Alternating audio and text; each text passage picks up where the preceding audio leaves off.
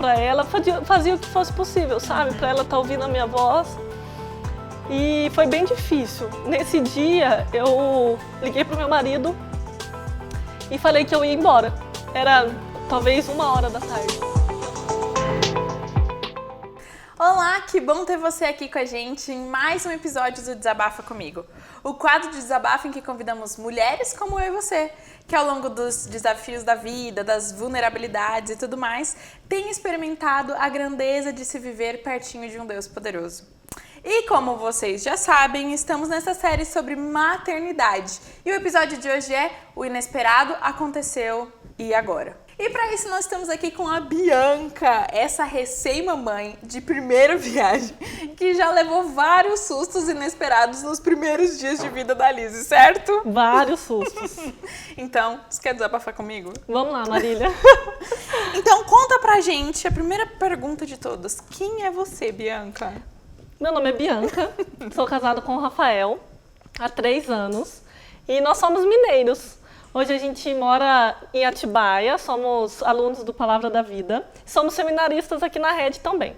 E como você disse, sou mamãe de um recém-nascido aí de 3 meses e eu vou explicar o porquê.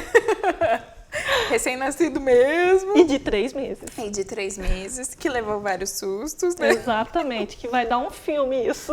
É verdade, poderia escrever um roteiro sobre esse filme. Mas vamos lá ouvir então este filme, a história deste filme. Conta pra gente o que foi que aconteceu ali na sua gestação, no nascimento da Lizzy. Conta pra gente. Bom, Marília, eu sempre tive o sonho de ser mãe. Acho que a maioria das mulheres. E meu coração tinha muito temor em não conseguir ser mãe. Isso me afligia muito, desde quando eu era pequena. E eu com meu marido, a gente se planejou. No final do ano passado, a grande notícia chegou. Eu estava grávida. Isso foi motivo de muita alegria. A gente ficou muito, muito feliz por algo que a gente estava desejando tanto. Desde então, me planejei para uma gestação de 40 semanas. E estava acompanhando com o médico, tinha uma doula também acompanhando. Os exames estavam normais. Eu estava numa gestação super tranquila. Plena. Não tinha muito enjoo, bem pouco. Disposição estava ótima, tudo perfeito, né? Só esperando o grande dia e planejando tudo como seria, né, todo o processo do parto, a ajuda do meu marido. O parto estava previsto para o dia 8 de agosto, então tinha bastante tempo para a gente se planejar. Até que a gente entrou de férias das aulas em junho e a gente saiu de Atibaia numa quarta-feira e fomos para Minas para rever nossos familiares. Na quinta-feira, o inesperado aconteceu. Ela nasceu de 30 semanas, eu estava com 30 semanas. Comecei a sentir as dores do trabalho de parto. A gente foi para um pronto de socorro e entramos numa ambulância para ir para uma cidade mais próxima onde tinha mais suporte. E não deu tempo de chegar no hospital. Ela nasceu na ambulância. Estava só eu e meu marido. Imagina isso. Eu queria um parto humanizado, sabe? Mas eu nunca imaginei que seria tão humanizado assim. Sem realmente nenhuma equipe médica. Foi assustador não ter nenhum médico, nenhum enfermeiro. Mas foi tranquilizador também, porque meu marido estava comigo. Então eu queria muito que ele estivesse junto. E foi isso que aconteceu. Ela nasceu e já nasceu chorando. Isso foi muito aliviador, né? Porque ela estava bem. E por estar com 30 semanas, né? O pulmãozinho talvez não está formado ainda. E ela chorou e eu e meu marido começamos a conversar com ela. Ela parou. Foi muito, muito emocionante. É bem gostoso de lembrar. E logo a equipe médica chegou, levou ela para receber todo o suporte, né? E a minha primeira pergunta era com quantos quilos ela tinha nascido. Porque na minha cabeça, quando a bolsa estourou, eu entrei em trabalho de parto e pensei, meu Deus, ela tem 1 quilo só, né? Porque estava muito pequenininha. Muito pequenininha, estava bem longe ainda das 40 semanas, que é um parto normal, né? E os médicos me informaram que ela estava pesando 1,605 e medindo 39 centímetros. Eu fiquei plena, falei, nossa... Tá ótimo, maravilhoso. Tá ótima, perfeita, né? Tava respirando super bem, não precisou de oxigênio, não precisou de sedação, nada. A próxima pergunta minha para os médicos foi: quando eu posso ir embora, levar ela, né? E Quero ir pra casa com o meu pacotinho. Quero ir pra casa logo, ela tá super bem, né? Só precisava ganhar o peso que eles liberavam com 1.800, a partir de 1.800. Até então, tava tudo bem, eu pensei, essa semana eu vou embora, né? Tá tudo tranquilo, 200 gramas, ela vai ganhar super rápido. Fui pro meu quarto, ela foi pro berçário. Quando eu voltei pra ver ela tava com uma sonda. Porque os bebês, eles aprendem a sucção, que é necessário para mamar, com 34 semanas. E ela tinha nascido com 30. Então, ela precisava da sonda para se alimentar. E quando eu vi aquilo, me assustou tanto, porque ela era tão pequenininha, com uma sonda na boca que era triste de ver, sabe? E eu comecei a chorar, perguntei se eu podia pegar ela, e eu não podia pegar ela, porque ela estava dentro da incubadora. Nossa. Então, foi assustador, porque de uma hora ela estava super bem, ela estava dentro da incubadora. No outro momento eu não poderia nem pegar ela estava com a sonda.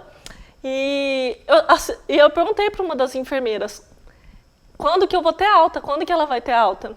E aí a enfermeira me informou que ela poderia ter alta só a partir de 34 semanas. Então, saiu do peso para semanas. Exato, é porque precisava das 34 semanas para ela aprender a mamar e o peso. Ah, tá. Então eram as duas coisas. Então eram as duas coisas que eu não sabia.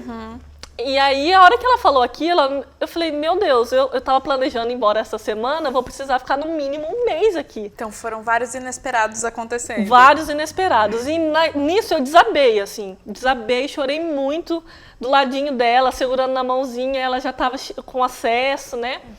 E foi bem triste, assim, mas era gostoso também olhar o rostinho dela, ver que ela estava bem, sabe? E aí, conforme a semana foi passando, eu fui aprendendo um pouco a dinâmica de um hospital, né? E eu fiz uma lista com algumas coisas que eu não queria que acontecesse, conforme eu fui aprendendo. Onde essa lista tinha coisas pequenas, simples, assim, e também tinha coisas grandes e sérias. Uma das coisas pequenas é que eu não queria que raspassem o cabelo dela, porque ela tinha bastante cabelo e eu fiquei muito apaixonada pelos cabelinhos. Então eu não queria que raspasse o cabelo dela. E outra coisa que era um pouquinho mais grave é que existia possível infecção, uma possibilidade de uma infecção. E aquilo para mim me assustou, porque aí ela ia precisar ficar em dieta zero, sendo que ela estava precisando ganhar peso, a possibilidade dela perder peso era enorme. Na segunda semana, a suspeita dessa infecção. Ela pegou uma infecção no intestino e precisou ficar realmente em dieta zero. Quando ela ficou em dieta zero, ela estava com a sonda ainda na boca, né? E ela não mamava ainda em mim, ela mamava só na sondinha. E foi muito triste esse dia, foi eu acho que um dos piores dias, porque ela, sem saber mamar, ela estava chupando a sonda. A possibilidade de fome era bem grande, né? E eu não podia nem pegar ela, eu não podia realmente fazer nada, eu só podia ficar ali olhando ela. Chorava, cantava para ela, fazia o que fosse possível, sabe? Para ela estar ouvindo a minha voz. E foi bem difícil. Nesse dia, eu liguei para o meu marido e falei que eu ia embora. Era talvez 1h da tarde. Eu não consegui ficar lá mais até umas 7, que geralmente era o horário que eu ficava, que podia ficar. Eu precisei ir embora, porque realmente eu não aguentei ficar vendo ela e sem eu poder fazer nada. Eu queria realmente um abraço do meu marido, poder estar junto com ele, sabe? Aí eu fui embora. No outro dia, eles precisavam fazer um acesso nela. Por conta dela ser muito pequenininha, as veias são muito pequenas também. Então, ela perdia muito acesso. E eles precisavam fazer um procedimento que se chama PICC. É um pouquinho mais... invasivo? Exatamente. É um pouquinho mais invasivo do que um acesso normal, mas ele é mais seguro, porque ele dura mais tempo no corpo. Então, como ela tinha pegado a infecção, ela ia precisar ficar com 10 dias de antibiótico. E esse PICC era o ideal. E essencial para ela. Essencial, exatamente. Não era nem que ela precisava, era essencial realmente. E as enfermeiras vieram para fazer esse procedimento, eu pedi para ficar ali junto com ela. E durou mais ou menos cerca de 1 hora de tentativa, porque foi uma tentativa sem sucesso. Eles tentaram mais ou menos por 1 hora fazer esse acesso, e cada furinho que eles davam nela, eu pedia para Deus, Deus, por favor, que esse acesso dê certo. Você estava assistindo tudo? Eu estava assistindo tudo. E eu queria muito que esse acesso desse certo. Claro. E não deu. E eu fiquei pensando, Deus, não é possível, o Senhor não está me ouvindo. Eu estou pedindo para um serzinho tão pequenininho desse só ficar bem, sabe? Eu pensando, eu não estou sendo egoísta, eu não estou pedindo algo para mim, só quero que ela fique bem. E não deu certo. Precisaram chamar o cirurgião, ele veio, fez, e nisso eles pediram para eu sair. Demorou também cerca de 1 hora e deu certo. Tinha dado certo, o pique fizeram na jugular. E ótimo, né? Ela estava lá recebendo os antibióticos, fui embora. No outro dia, eu cheguei, fui para o banco de leite e veio uma médica me falar que ela tinha arrancado o pique. É algo, tipo, muito difícil de acontecer, então eu não sei muito bem o que aconteceu, mas ela arrancou o pique e que ela estaria descendo para a UTI. E nessa minha lista que eu tinha feito... Tinha esse ponto também. A UTI era uma delas, que eu não queria que acontecesse. Então, eu fiz, naquele momento ali, tudo que eu tinha pedido para não acontecer, estava acontecendo. Tudo que eu tinha pedido, literalmente. E cheguei na UTI para ver ela. Olha para você ver, foi o dia que caiu o umbigo dela. E eu estava super empolgada para guardar o umbigo dela. Eu fiquei tão nervosa, porque quando eu olhei para ela, eu vi que eles tinham raspado o cabelo dela. Mais uma coisa que eu não queria que tivesse acontecido. A lista então se fechou ali, né? Já aconteceu tudo. Eu perdi o umbigo dela, não sei pra onde foi parar. Eu fiquei até com vergonha de pedir para as enfermeiras, porque eu tava tão sem chão, que eu falei, deixa pra lá, o umbigo é o menor dos problemas. Mas eu perdi o umbigo dela e fiquei ali com ela. E aí precisou chamar novamente um outro cirurgião para fazer novamente o acesso, o pique nela, porque ela realmente precisava desse antibiótico. Fez... Deu tudo certo. Na UTI ela recebeu o que ela precisava, que era mais atenção, né, dos profissionais ali. E foi muito bom, porque eu consegui pegar ela. Até então, fazia uns 15 dias que eu não tinha pegado ela, só no dia do parto.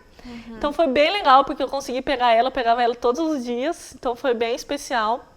O Rafael... E foi a primeira vez aí que você pegou ela no colo? Foi a primeira vez. Então, é bem complicado. Uma emoção, assim, né? Mas é bem complicado, porque tá com vários fios, né? Para batimento cardíaco, saturação. Então, não era aquilo que eu estava esperando. Mas estava tudo bem. Mas um inesperado na lista. Tava tudo bem, eu tinha pegado ela e isso foi muito bom. E o Rafael também conseguiu ver ela, ele conseguiu passar a noite com ela. Alguns dias durante esse período da UTI, então foi bem legal, porque quando ela estava na minha barriga, ela mexia muito quando ele falava. E aí, conversando com ela, assim, eu acredito que tenha sido muito especial, né? E aí, até então, estava tudo bem.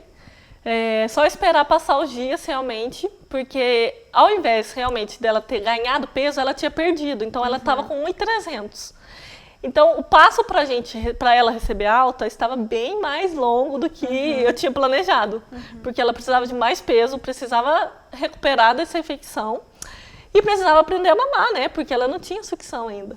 Então, foram vários inesperados que aconteceram, mas aí, desde então, as coisas foram melhorando, assim, se posso dizer.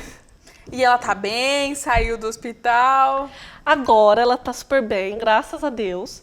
Ela aprendeu a mamar, foi um momento... Ela tá com quanto tempo? 3 fora da barriga, né? 3 meses fora da barriga, mas como os médicos dizem, em idade cronológica é como se ela tivesse 1 mês, porque ela é para ter nascido dia 8 de agosto. Era essa pergunta mesmo que eu tinha feito. Então, por isso eu sou mãe de um recém-nascido de 3 meses, porque ela ainda é um recém-nascido. Um bebezinho. Mas ela já tem 3 meses, então acaba que é meio difícil por isso também. Mas aí ela saiu do hospital, aprendeu a mamar, foi um processo bem difícil também, porque ela era muito pequenininha, e aí ela estava com a sonda, tinha que aprender a mamar com a sonda, e eu pensei muitas vezes em desistir. Graças a Deus eu recebi muita ajuda em que me fizeram persistir para isso, e deu certo. Ela recebeu alta, hoje Ela já está pesando quase 4 quilos. Que bênção. Que bênção. Mas tem um bebezinho ainda de 1 mês, né? Então tenho vários desafios por aí. Sim. Mas graças a Deus ela está super bem. Ai, domingo eu peguei ela no colo tão bonitinho, querido. Mas, nossa, eu vou me colocar no lugar de uma mãe, porque eu não sou, né?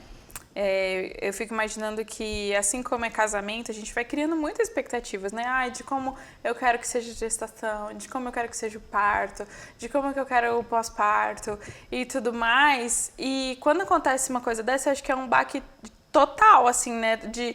A expectativa que eu tinha que não aconteceu e aconteceu de um jeito muito pior. Não, muito pior. E eu imagino, assim, que seu coração deve ter ficado muito pesado, muito difícil. Mas eu também tenho certeza que nesse momento você deve ter olhado para Deus, pedido socorro para Ele várias vezes, né? E aí vem a minha próxima pergunta, né? O que você aprendeu? Como foi lidar por todo esse grande inesperado? Acho que não é nem um grande inesperado, são uma sequência de vários grandes inesperados. Como que foi para você lidar com tudo isso? O que você aprendeu com Deus em tudo isso? Marília, o nome da Lizzie, um dos significados do nome dela é Deus é abundância. A gente escolheu esse nome bem antes dela nascer, então eu não estava preparada para esse inesperado. Mas foi muito bom olhar para ela durante todo o trabalho de parto, ainda estava no processo, e durante o tempo no hospital, e lembrar que Deus era abundância. Abundância de que eu tenho tudo o que eu preciso para enfrentar qualquer desafio. Qualquer dificuldade e também qualquer momento bom, porque muitas vezes a gente olha para momentos difíceis e lembra de Deus e que a gente tem todos os recursos em Cristo, mas nos momentos bons também a gente tem que se lembrar de que Deus é abundância e que Ele nos dá tudo que a gente precisa. Então isso foi uma das coisas que me fizeram descansar realmente em Deus. No dia do parto, meu marido olhou para mim, enquanto eu estava sentindo dores ali, meu marido olhou para mim e me disse para eu lembrar da minha fonte, da nossa fonte. E eu dei um sorriso e disse para ele que eu estava pensando naquilo exatamente naquele momento. Estava lembrando da minha fonte, que era Cristo. Então, diante dos desafios, que eu estava muito insegura do que ia acontecer, eu estava me lembrando da fonte, que é Cristo. Então isso foi muito importante para mim e que eu tinha tudo que eu precisava para enfrentar aquele desafio. E durante as nossas idas aos hospitais, durante os dias, eu gostava muito de ouvir música, porque eu gosto muito de música. E aquilo relaxava também um pouco, né? Distraía um pouco a cabeça. E também me fazia lembrar de algumas verdades bíblicas. Então, uma música que eu gostava bastante de ouvir, uma música do Paulo César Baruch, que diz assim: faz-me ouvir sua voz, dentre todas as vozes sobre as distrações do mundo aqui. E eu cantava isso para ela, isso me fazia refletir de que eu precisava ouvir a voz do Senhor. As outras vozes me diziam que estava tudo dando errado, de que Deus não estava me ouvindo, de que eu não estava no controle da situação, de que talvez minha filha não sairia viva, né? Mas a voz do Senhor me dizia para confiar nele, de que Ele estava no controle sobre todas as coisas. E nesse dia, meu marido me mandou um versículo, que está lá em Salmo 100, versículo 5, que diz que Deus é bom, o seu amor dura para todo sempre, e a sua fidelidade de geração em geração. Eu dizia isso para ela: filha, Deus é bom. Olhar para ela e ver cheia de acesso, de fio, sem poder pegar, talvez, muitas vezes. Filha, Deus é bom. O amor dele é para todo sempre. E a fidelidade de Deus é para ele mesmo. A fidelidade dele não é para comigo. Então eu não precisava duvidar do que ele estava para fazer. Eu precisava só confiar nele, porque ele era fiel. Então isso foi muito bom. E a ajuda também da minha família e dos irmãos da igreja, de amigos, foi muito boa. Receber mensagens de pessoas que estavam dizendo que estavam orando por nós foi muito fortalecedor, porque eu não precisava carregar aquele fardo sozinha. Eu poderia contar com pessoas, poderia contar com meus amigos, com a minha família. Isso aliviou, sabe? Porque é realmente um instrumento de Deus que colocou pessoas para cuidar de mim, do meu marido, né? E de um momento tão sensível assim. Ah, isso é muito especial. E é difícil não ficar emocionado ouvindo essa história, né? Seu olhinho cheio de lágrimas, meu também algumas vezes aqui. Eu choro até hoje. Ai, eu não sei como que você não tá chorando, de verdade. Eu acho que eu não conseguiria contar a história assim, sem chorar, mas... Ai, que especial aprender, né? Tudo isso, passar por uma situação tão difícil, mas diante de Deus e aprender com Deus, né? E a minha última pergunta para as mamães que estão lá em casa, que criaram tantas expectativas sobre tantas coisas, talvez você não tá passando por isso que a Bianca passou, né? De um parto bem diferente, de um nenenzinho tão pequenininho na UTI e passando por tantas coisas, mas talvez você esteja passando por outras coisas, né? Inesperadas. O que você fala para essa mamãe que tá passando por alguma coisa inesperada ali com o bebezinho dela? Nossa vida é sempre cheia de surpresas, né? Muitas surpresas. Por mais que o parto saiu como planejado, a amamentação, tudo. É muito difícil, porque a nossa vida é cheia de inesperados.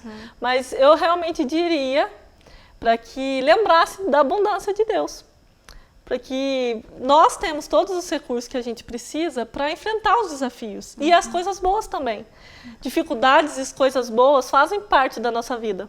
A gente precisa se lembrar da abundância que vem de Deus. Eu falaria também para que essa mamãe, essa família, muitos papais também talvez ficam agoniados, para que elas se lembrassem da identidade dela em Cristo. Porque não é ter um filho, não é ter um parto normal, ter um parto cesárea, amamentar, não amamentar, ter um filho ou não, que define quem nós somos. Cristo define quem nós somos. A morte de Cristo na cruz, ela define tudo. Então eu não preciso me preocupar o que eu estou fazendo. A minha única preocupação é o que Cristo fez. E isso faz toda a diferença. Muito bom. Faz toda a diferença a gente entender isso.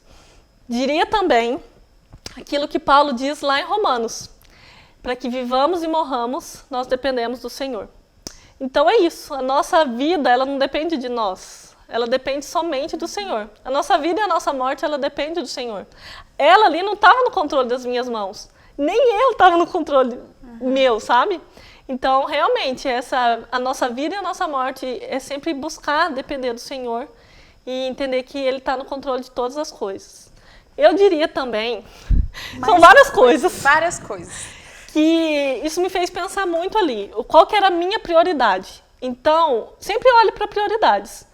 A minha prioridade ali é que a minha filha ficasse bem e que ela estivesse com a gente, né, com a família dela. E que eu e o meu marido fossem um instrumento de Deus para levar ela até Cristo. Então essa é a minha prioridade. A forma de que ela veio ao mundo, se foi na ambulância, se não foi, se ela mama na mamadeira, se ela não mama na mamadeira. Independente de qualquer coisa, a prioridade sempre tem que ser levar nossos filhos a um relacionamento com Jesus.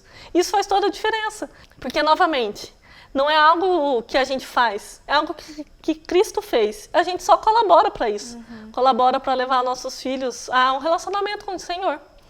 E também que a gente possa entender que todas as coisas cooperam para o bem. E esse bem é nos conformar à imagem de Jesus. Todas as coisas que acontecem, desde quando vivemos, desde quando morremos, todas as coisas elas cooperam para que nós possamos ser parecidos com Jesus. Porque é essa a obra de Deus em nós, ser parecidos com Jesus. Isso que é o importante, essa é a prioridade.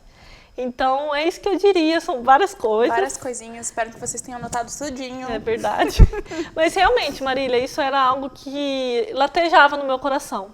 Conversei com uma amiga e eu estava muito aflita, sabe, de como que seria o parto, estava planejando, né? E ela me disse para que o parto fosse um culto para Deus, assim como a minha vida. E realmente aquilo eu fiquei pensando muito durante todo o processo, que a minha vida fosse um culto para Deus e que minha filha pudesse fazer parte desse culto e que eu pudesse realmente mostrar para ela Jesus, pudesse mostrar para ela quem era Deus e todas as coisas que Ele fez. É isso aí, nossa, que especial. Quanta coisa que a gente ouviu aqui agora, né? Tão linda, tão importante, tão essencial para todos os momentos da nossa vida, todos os tipos de inesperado que aparecem aí. Muito obrigada, Bianca, por compartilhar a sua agradeço. história com a gente, nos encorajar aí a viver os inesperados com Jesus. E para você que ouviu o nosso episódio de hoje e está vivendo inesperados, ou não, ou vai viver em algum momento, lembre-se, o inesperado que é para você não é inesperado para o Senhor. Deus está no controle de todas as coisas e a sua tarefa é descansar e confiar em Deus de todo o seu coração. E é isso, esse foi mais um episódio nosso aqui do Desabafa Comigo, com a Bianca hoje especial, e espero que vocês tenham gostado. Até mais!